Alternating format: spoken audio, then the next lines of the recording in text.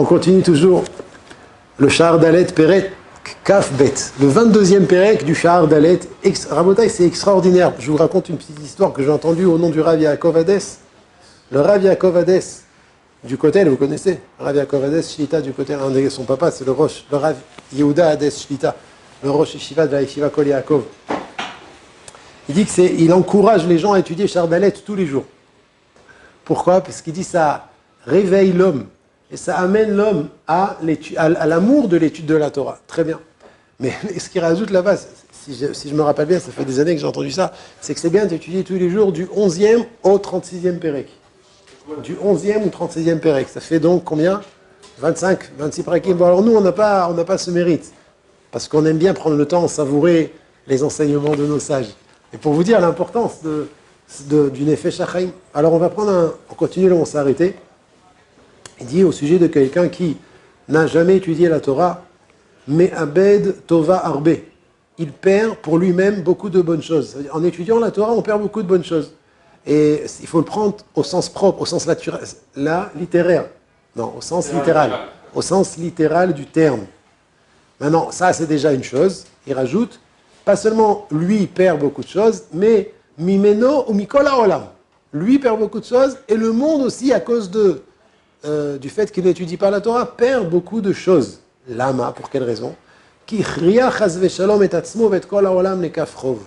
Parce qu'il fait basculer son propre compte, sa situation à lui, et la situation du monde, les kaf chov. C'est quoi les kaf chov? Ça veut dire chas v'shalom du côté coupable. Comment tu dis chov? L'autre côté, comme on a... Non. Ouais, ça c'est Sitra Achara. Le kaf chov, il y a le kaf srout et le kaf chov. Il y a la planche où tu es méritant, la personne elle est méritante, et la planche au moment où elle perd, elle est coupable. Le Rambam il dit que chaque personne, elle est jugée selon la majorité de ses actions. C'est-à-dire, si la majorité de ses actions c'est des mitzvot, alors on le juge en tant que tzaddik. Si la majorité de ses actions c'est des averot, on le juge en tant que rachat. Et si c'est moitié-moitié, alors on le juge en tant que Benoni. Benoni, il est au milieu.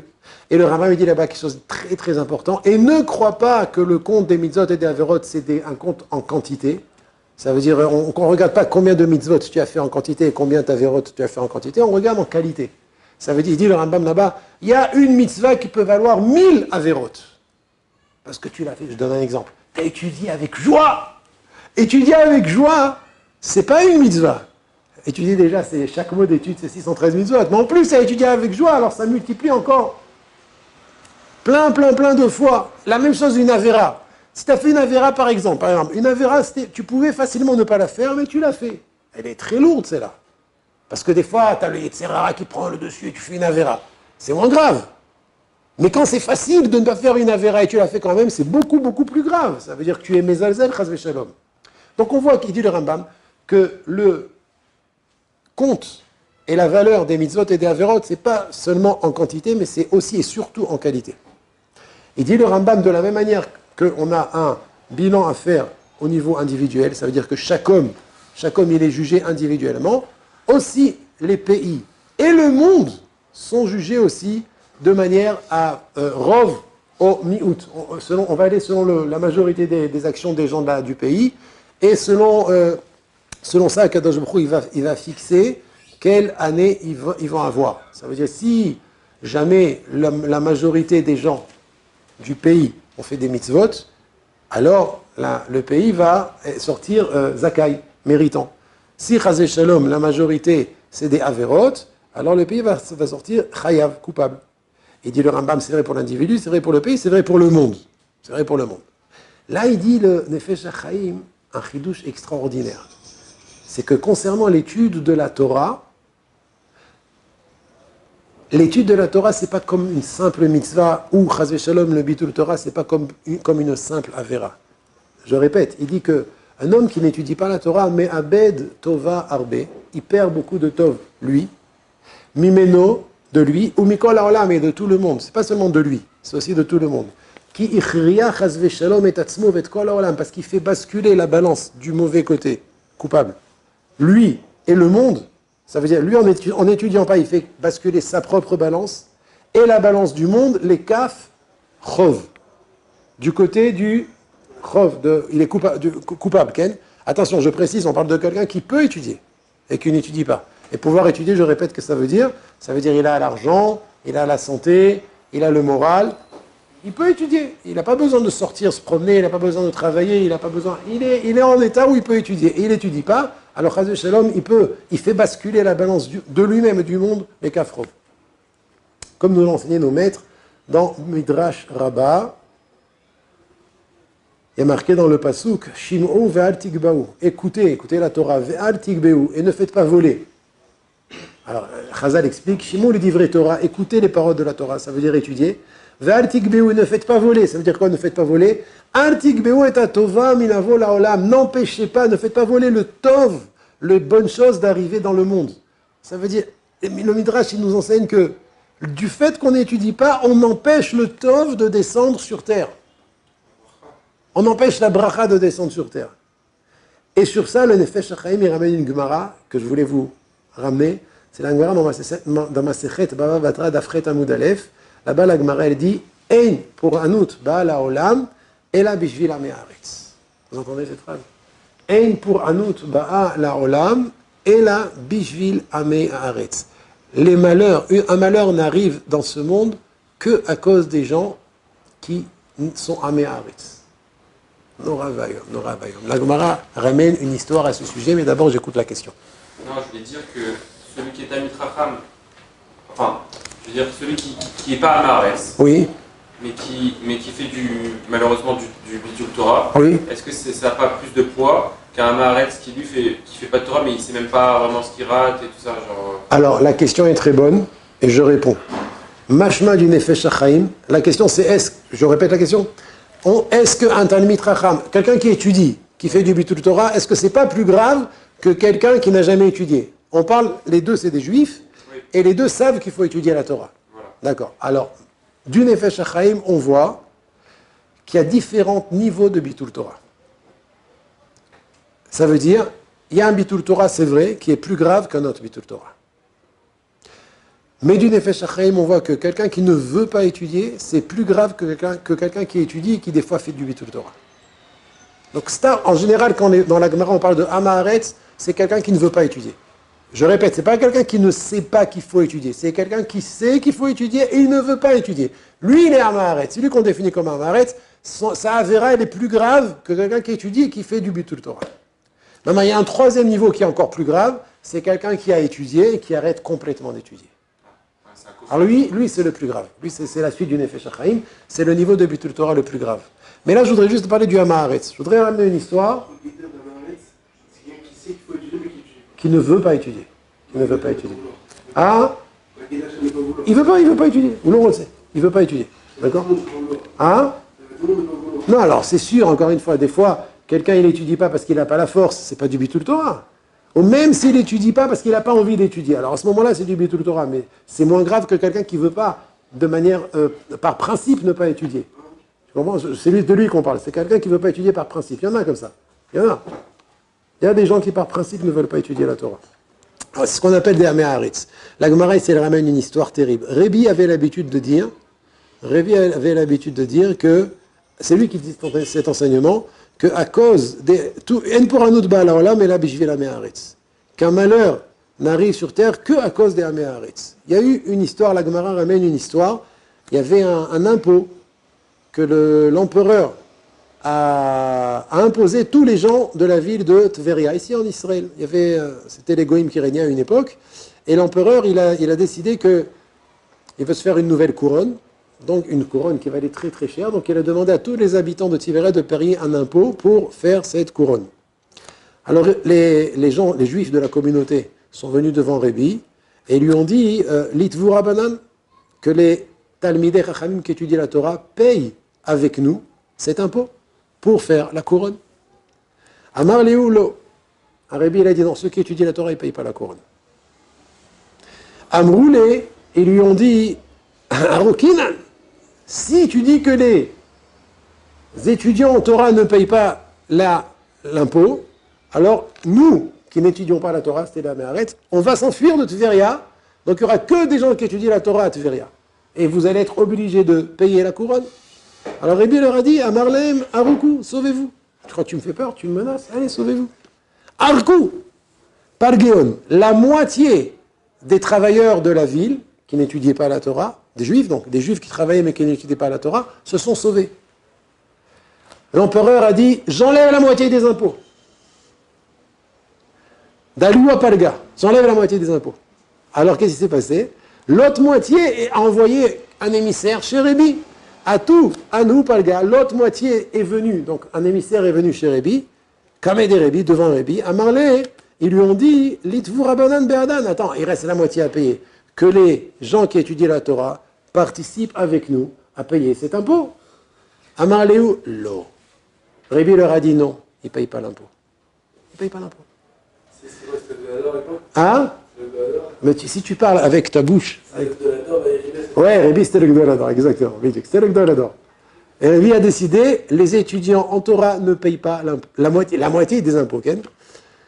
À Marley, alors, à Marley où. Excusez-moi, j'ai perdu la ligne. À Marley où l'eau. À Rukinan. Alors ils lui ont dit, attends, fais attention. Si jamais vous ne participez pas avec nous au paiement d'impôts, la moitié, on quitte. On quitte la ville. Alors elle a dit à Rukou, quittez. Rukou est où? Ils se sont tous sauvés de la ville. Et la Gemara, elle raconte pas Shaou Koves. Il restait un homme qui n'étudiait pas la Torah, un juif Ken, qui était Koves. Comment dire en français Koves? Il avait un pressing. Il avait le linge. Ouais. Shadioua Koves. Alors l'empereur, il a décidé que l'impôt soit sur la tête du Koves. Maintenant, Rébi et l'empereur ne se parlaient pas entre eux. Quand l'autre moitié a quitté la ville, l'empereur a dit, j'impose le Koves de participer, de payer, pas de payer la couronne. Qu'est-ce qu'il a fait le Koves? Arak Koves, il s'est enfui. Paka Kalila. L'empereur, une fois qu'il s'est enfui, l'empereur, il a dit, plus d'impôts. Je vous rends pas tour d'impôts. Et je répète, Rébi et l'empereur ne parlaient pas entre eux. Amar Rébi. Il a dit Rébi une fois que le Koves s'est enfui. Ra'item, vous voyez,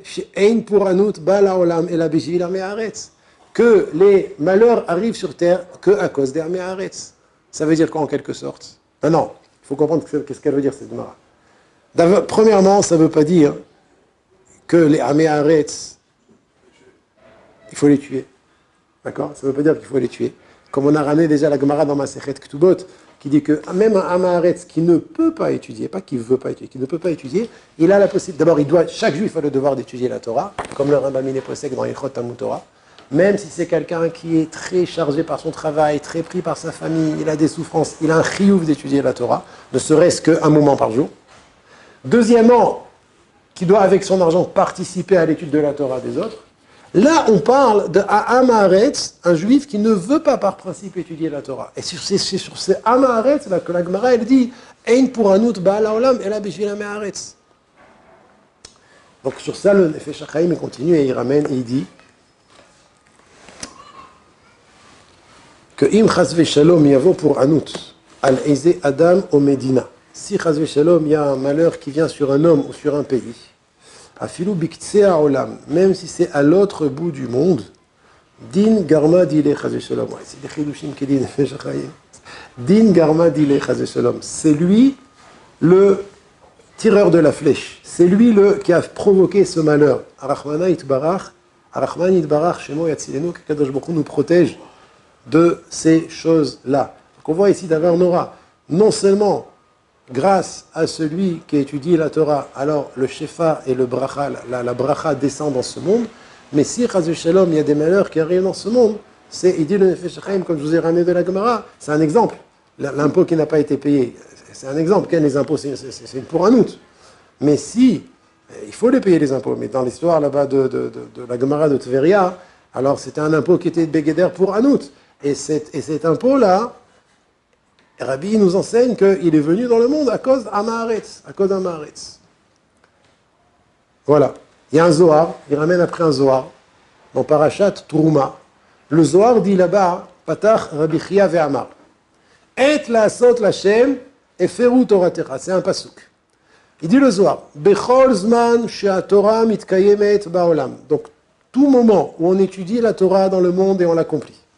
Ou bnei adam oskimba, et les hommes sont affairés à l'étude de la Torah. Kaviachol akadosh baruch hu sameach b'maaseh yadav. Akadosh baruch hu, il se réjouit de l'œuvre de ses mains. Lorsque les hommes accomplissent la Torah et étudient la Torah, alors Akadosh Baruch Hu se réjouit. Sameach b'maaseh yadav, il se réjouit des œuvres de ses mains.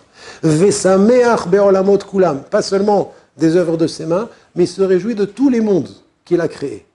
Veshamaim va'aretz omdim bekiyumam, et les cieux et la terre ont raison d'être. Ça c'est à la tzad que Mekaimim et Haolam, on étudie la Torah. Par contre, Besha, chez Israël, mitbatlim et Torah.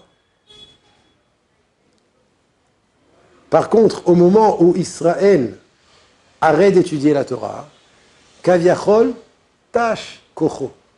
Si on peut dire, la force d'Akadosh Baruch Hu s'affaiblit. Vous entendez ça? Lorsqu'on fait du Bitul Torah, on affaiblit la force d'Akadosh Baruch Hu. Ve'az, et à ce moment-là, je reprends le pasouk, Et la sot l'Hashem, c'est un moment où on peut agir en faveur d'Akadosh Baruch Hu. Ve'elu bnei ha'olam tzadikim. Et ceux qui restent dans le monde tzadikim, shenisharu, yesh lahem lezor motneim. À ce moment-là, ils doivent se cindre les hanches, ça veut dire se renforcer. Comme ça on dit, non? Ozer Israël Betifara, c'est se renforcer. Ils doivent se renforcer.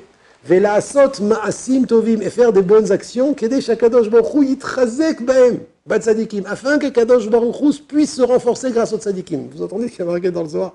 Ça veut dire que nous, les Juifs, par nos actions, soit on affaiblit Kadosh Baruch Hu, soit on renforce Kadosh Baruch Hu. Quand il y a du bitul Torah, alors il y a tash kocho shel Kadosh Baruch Hu. Kadosh Baruch Hu, sa force s'affaiblit.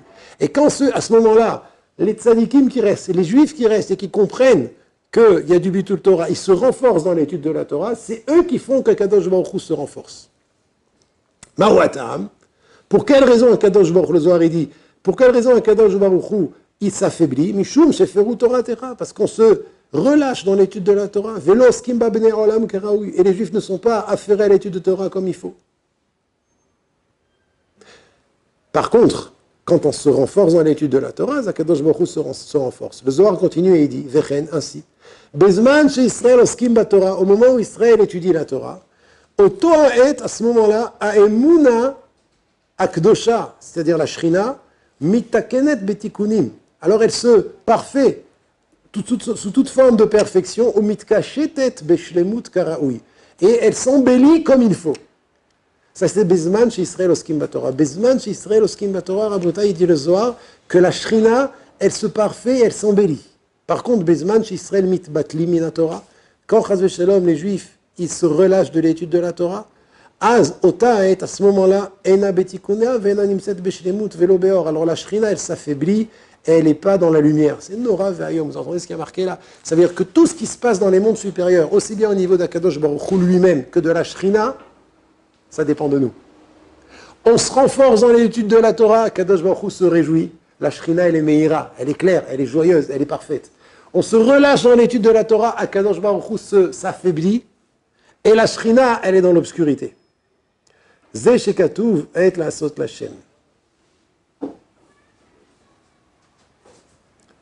Nisharu belo tikun belo shlemut.